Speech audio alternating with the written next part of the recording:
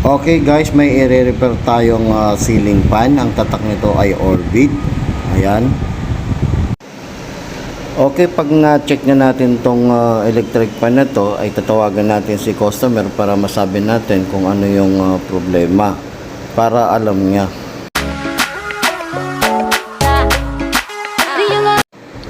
Gaya ng dati, kailangan natin ng analog multi-tester para ma-check natin tong Orbit fan.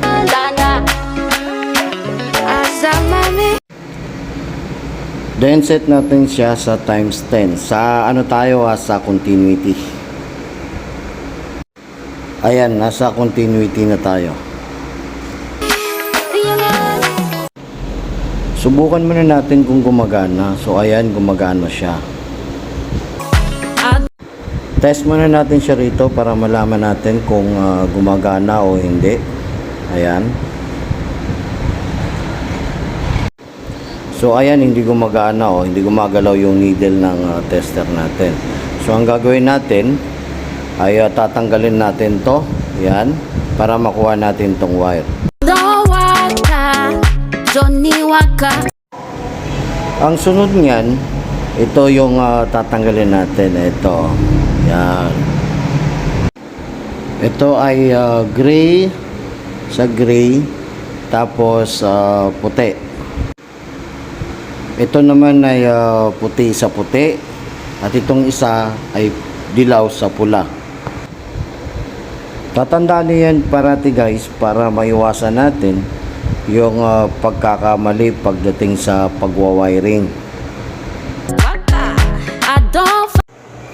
Okay, sa ganito, para maiwasan natin yung pagkakamali, puputulin na lang natin to dito.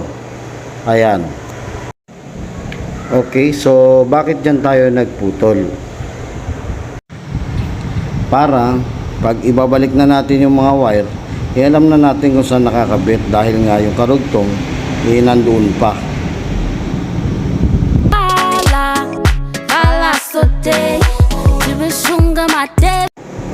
Okay guys, kung napansin nyo itong Orbit fan, ang wire ng stator niya is 3 lang.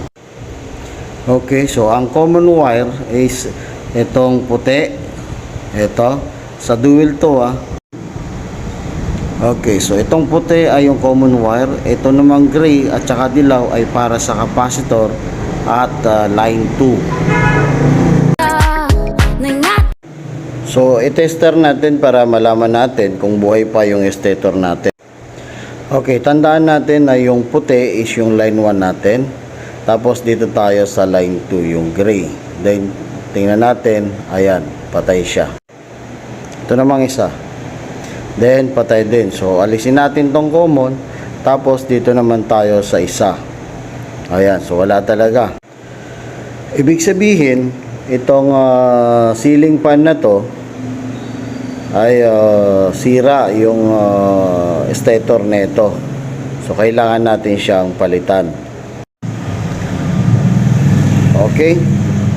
Kasi kung sakali lang nang masira yung thermal fuse niya, gagalaw pag tinest natin yung para sa capacitor at saka sa line 2, gagalaw yung needle ng tester natin. Indication na may problema is yung kanyang thermal fuse. Pero sa pagkakataong ito hindi na talaga gumalaw dun sa 3 wires. So ibig sabihin, sira yung stator natin.